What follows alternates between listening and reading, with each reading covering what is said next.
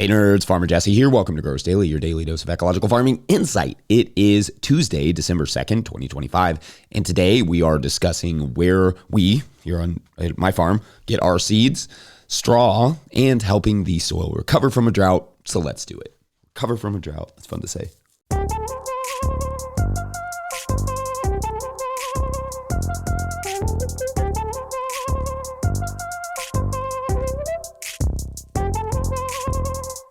All right, everyone, welcome to Tilth Tuesday. Every Tuesday is brought to you by our friends at Tilth Soil, and it's officially their pre-sale season for 2026. So check that out at tilthsoil.com/farmers to get a pretty sweet deal on potting mix for next season. Link will be in the show notes. Obviously, my voice is still on vacation for some reason, but I am here in body and spirit, and so we will jam on. Also, we got our first snowfall of the season this week, so that's fun. I know I talked about this a little bit last year, but snow is an excellent insulator, and I appreciate when it drops a light layer of frost protection over the whole farm. I'm good with that. It's a lot easier than me doing it. I didn't do a whole lot of, let's say, interesting stuff yesterday of note, at least not farmy stuff. I did some work on some house projects, the details of which I won't bore you with, but things that were satisfying to me at least. That will probably be a lot of the next month or so. I've also got a new project for Sayer that they asked me to do that will hopefully benefit all of our listeners. So that'll be free, and that will be, I have no idea when it will be done, but when it's done, it will be awesome. So I look forward to getting work on that. And yes, for now, that's all I'm going to tell you, but it will be cool. Oh, and Happy Giving Tuesday. No-Till Growers is a 501c3, so please don't forget about us this giving season and this Giving Tuesday. It just helps us to grow this mission of keeping farming information like this free and open to anyone and everyone in the world. You can hear more about how to do that and get that sweet end of the year tax break in the show notes. We thank you very much. All right, so straw mulch. Let's talk about it.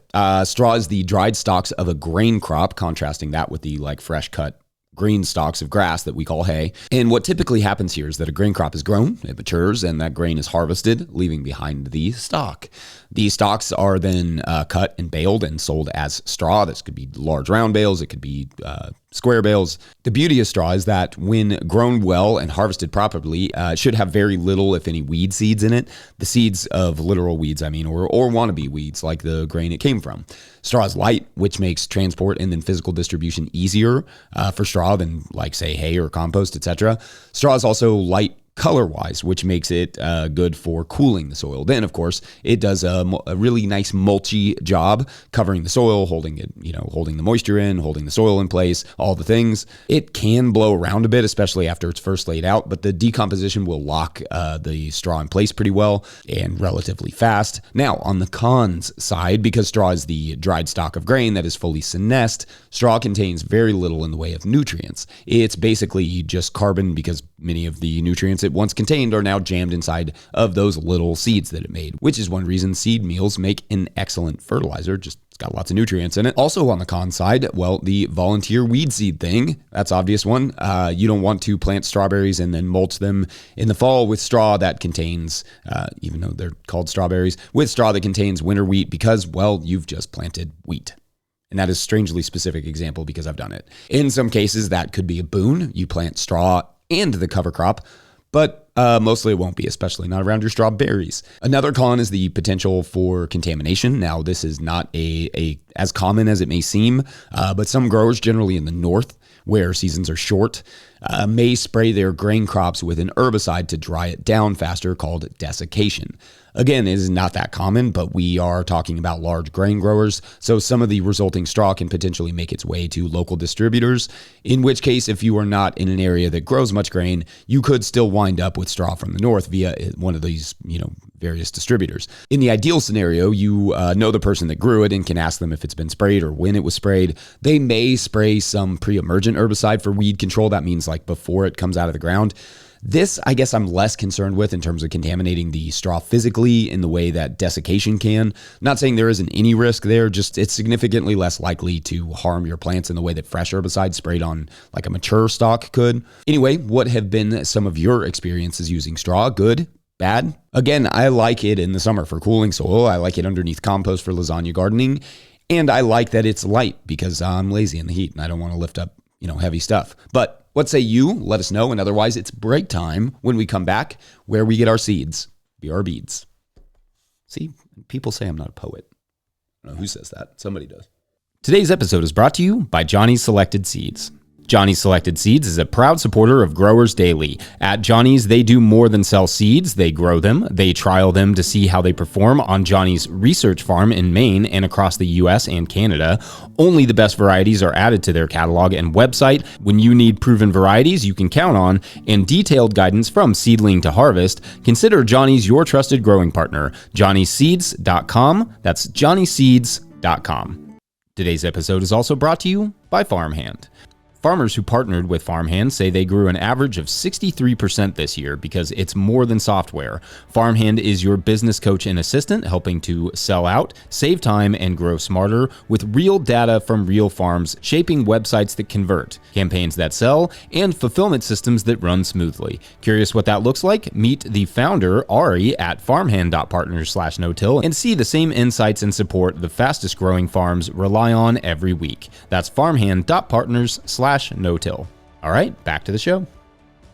If you, the listener or viewer, are enjoying this podcast, getting even a small amount of value from it, consider supporting our work over at patreon.com/no-till-growers. I will try to get to questions from everywhere the questions come in, but I will always get to your Patreon questions. Now, today's Patreon question comes to us from Patreon member Steve Broad, who asks, quote, October question. Yeah, this one's from October, sorry. Who do you get your seeds from? You mentioned Johnny's a lot in your posts and have So Right Seeds above. Any others? Generally, I like Johnny's, but they can be a bit spendy, and I've had some issues with getting the wrong seeds in correctly labeled packages. Find Haas is a little better on price and sending the right seeds, but their selection can be limited. Thanks, end quote. All right, so great question, and I think I did talk about this in a segment last year, but also this is always a good one to revisit, and there are a few things I should make sure to emphasize when shopping for seeds, and then I can discuss a bit about who we use. Obviously, in the name of full disclosure, we are, or have been at some point, sponsored by Johnny's, High Mowing, So Right Seeds, and True Love Seeds. Now, I have been using these same purveyors pretty much for 15 years, so that'd be like 6 years before Jackson and I even started No-Till Growers, but obviously, a full disclosure is always warranted and necessary when talking specifics, which I plan to do because I think it's important, for sure. All right, so where one buys seeds can be deeply personal or at least contextual. I know growers who grow for chefs, for instance, chefs that want new and different and unique crops all the time. And so those growers can't just order from big companies, but rather have to seek out new and different varieties regularly every year. They may use a dozen or more suppliers in order to be able to do that and stay ahead of the market. Then perhaps you have other growers who, for instance, like specialize in Asian crops and support companies like Kitazawa that sell everything from bitter melons and shiso and unique eggplants and cucumbers and all the things. Italian Seeds is another one that may get a lot of attention from growers who want to grow, say, radicchio. Now, the three companies I on my own farm use the most are probably Johnny's, High Mowing, and Fedco. It's been that way since I started farming. I like all of them for different reasons. Johnny's is, fast, and it has the Salanova lettuce that we grow. Plus, they are pretty consistent for us. I'm sorry that you've had issues. We've never had that issue. High Mowing is also fast, but everything they have is organic. So that makes it easy to know that what I'm getting is compliant with organic certification if you're an organic certified farmer, and that, of course, it's not treated. And this is no knock on Haas. They make great tools and they seem like good folks, but some of their seeds are treated, so you do have to make sure to pay attention for treated seeds.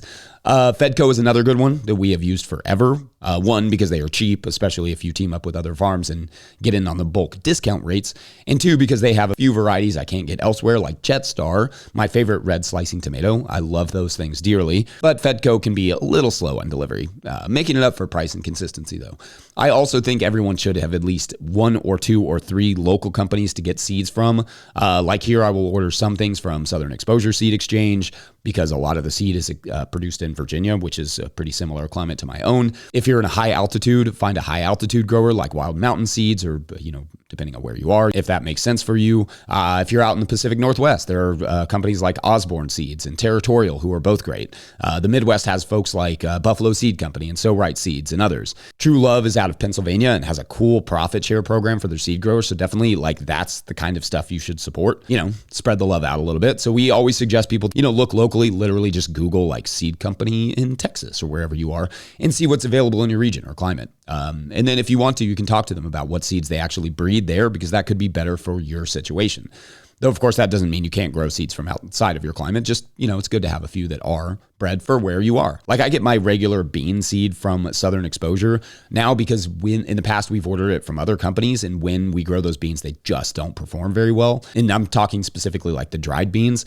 And a lot of that is just like, if it's not bred in a humid climate, it's not going to perform as well in the humid climate like what we have. Now, there are a ton of seed companies out there, and there are a few I don't use because much of their catalog is like treated seeds, or they are priced for backyard growers, which means they're very high priced and frankly way too expensive for us, or maybe they only sell in small quantities, so it costs us a lot of money to get the amount that we need. Anyway, I think that having a couple standard places for the bulk items and a couple climatic or crop specific places is what most growers would say they use. Of course, don't hesitate to dabble and support some of those smaller companies in your area and around the country. And there are a lot I just are not coming to mind that I would love to shout out. And of course, if you're up in Canada, support Turn a Soul Farm and Dan Breezewald's work, obviously. Anyway, because we are on a relatively small scale, we can usually find the cover crop seeds we need through one of those as well, one of those above companies. But when you start getting into larger acreage, you start getting into needing a bigger bulk discount. So that may change who you look into. When you're at conferences this winter, just pro tip, check in with some of the local seed purveyors who show up and just kind of hear them out, hear their story, get connected with local seed folks and seed swaps as well. They often have those at conferences now, which is very cool to see. On a production scale, we have to have really consistent production. But if you've got some room to play, by all means, do a little playing. I'd love to hear from others in other countries and see who you all use. Anyway, I hope that was helpful. And I will get to your sweet corn questions perhaps closer to sweet corn time, Steve. But thank you. And next, we are going to turn our attention to recovering the soil after a drought. Be right back. Today's episode is brought to you by FarmRaise. Still struggling with your balance sheet? Your lender's asking for a balance sheet and you're stuck with a spreadsheet mess or guessing your numbers? FarmRaise Tracks takes the stress out of farm finance. With one click, you can generate an accurate, up-to-date balance sheet that shows your assets, liabilities, and equity. No accounting degree required. You'll be ready for loan applications, tax season, or just a clearer picture of where your farm stands. Join thousands of farmers using Tracks to build stronger businesses. Get 20% off with code NOTIL20 at farmraise.com for the lifetime of your membership. All right, back to the show. All right, so because I'm officially behind on our Patreon questions, and because that last one was from October, but we're going to get caught back up starting today. So we're going to take a second Patreon question today, which is from the gardening nutritionist who writes, quote, "Hi, Jesse. Love the show and learned so much from your book. My question has to do with what to do to help raised garden beds recover from months of extreme drought. I'm not sure how all of that affected our soil microbiome. We garden using no-till, as close to organic practices as possible. One bed is 14 plus years old, while others are only a year. We had too much water until mid-June, and then next to nothing until mid-October. We're on a well, so watering was minimal using rainwater. We had stored and olas in some beds. We made choices about what got water and what was on its own. Our garden is in New Hampshire, zone 5A, so we're at the end of growing season. Is there anything I should do now or in the spring? Thanks." End quote. All right. Thank you. Good question. First, bummer about the drought. Our year was a year of extremes as well, where we had nothing but rain until like July, followed by nothing like rain until September. So at least to some extent, I feel ya. Okay, so effectively, how does a drought affect soil health and what can you do about it? According to the research, of which there's a lot on this particular subject, so obviously I did not look at all of it, but generally speaking, the kind of themes that are spread throughout this research is during extended droughts, microbial biomass decreases, so stuff dies, in other words, and or becomes less active. It's not procreating, to use the family-friendly word. Enzymatic activities decrease as well, which makes sense because microbes need water to do their thing, like basically every living organism. Carbon dries up and available nutrients, in particular nitrogen and phosphorus, decline as well. In short, when the soil dries out, the microbial and nutritional bank dries up a little bit. Now, it can be recovered, of course, because soil is amazing. But there are really two things to consider here: recovery and also preparation. In terms of recovery, some compost and a good cover crop can go a long way. Compost is going to bring in micro critters and the habitat that they need to live in and replace some of the lost nutrients. And the cover crop is going to tie it all together and increase the life and available nutrients, all of it. However, in your climate, that may be tough at this point. Obviously, like we're we're probably too late for you to plant much of anything. It's probably snowing up there or icy. So perhaps just start thinking about incorporating the best, highest quality compost that you can in the spring. Now, even if you didn't do that, the soil would still likely rebound well with good soil practices, but good compost will certainly help. Also, in that compost, add some inoculated biochar for housing and also just general soil resiliency. Microbes will appreciate that. Resiliency is really the word that keeps coming to mind here for me. Whenever we talk about these practices, but farming in general, the thing that we need to always have in our minds is resiliency. Droughts or torrents of rain, it is largely the same practices that lead to protection for both. So that would be mulching, incorporating compost, using cover crops, if at all possible, or at least keeping the soil as planted and undisturbed as much as possible, right? Following our soil health principles. I like this question because it feels in some ways like everything I talk about on this channel is aimed at addressing this exact inquiry. Also, the water. You need to aim to store more of it for dry times. Plan for the worst, hope for the best, right? That's a good motto for any farm or garden or world. I think the olas or oyas, as I think it is properly pronounced, are an interesting touch. Not something I've ever used, but I like the ingenuity there. And certainly on a small scale, having some sort of bucket or a container slowly saturating the soil is a cool emergency, irrigation option if you have the means. But can you store more water in larger tanks? Can you dig a small pond, another well? Maybe not, and that's okay. Later this week, I will discuss some tips for dry farming because we talk about them for a little bit in tomorrow's interview, but I wanted a few days to kind of sit and really think about what tips and tricks we actually use for dry farming. Anyway, I think that's it for this Tilt Tuesday and Giving Tuesday, because don't forget, No-Till Growers is one of those nonprofit 501c3s, so donations are tax deductible and greatly appreciated on Giving Tuesday or any Tuesday. Please make sure to like and subscribe and or follow wherever you're getting this podcast. That's an easy way to help us out as well.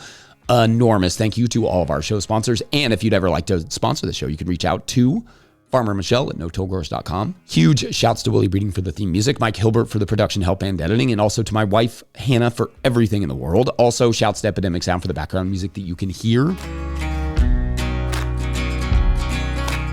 Pick up a hat or a copy of my book, The Living Soil Handbook, at notillgrowers.com to support our work. Big thank you to everyone over at patreon.com/notillgrowers, where at a certain level, or if you just bump up from one level to another, or you sign up in the month of December, you get a shout on the show. So big shout outs today to Nick Weiland. Nick Weiland, good name. And shouts to Nick for keeping the story going, because as you will remember from yesterday's story, that our heroine this week, Madeline, has this idea for a one-woman show that can be acted out specifically in movie theaters. Like, it doesn't need a stage. And this is part of an attempt to save some of the many cool movie theaters out there in the world, but also an attempt to get some older actresses, more work, and also just like thumbing our nose at AI, because we don't need more AI stuff. Anyway, for a full year, she works on this, and then she puts this call out, actresses needed, must be 45 years or older, and et cetera, et cetera. The kicker, of course, is that she is going to fly all of these actresses out to Vegas for training. Then the show would begin shortly thereafter, and that show, the opening night, I guess, is for tomorrow on Who's Washed Up Now? At least that's what Madeline wants to call it. She's not going to, but that's what she wants to call it, especially after the reviews start pouring in. Anyway, thanks for watching and or listening. We will see you then. Bye.